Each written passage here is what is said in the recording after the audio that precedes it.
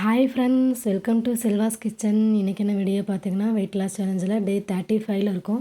Morning breakfast பார்த்திங்கன்னா, ஒரு சப்பாத்தி, கொஞ்சம் எக் கிரேவி, ஒரு 50 கிராம் சோயா சங்க்கு, அதுக்கப்புறமா ஒரு 100 கிராம் பப்பாளி எடுத்துட்டேன். மேக்ஸிமம் இந்த மாதிரி தான் சாப்பிட்ணும்.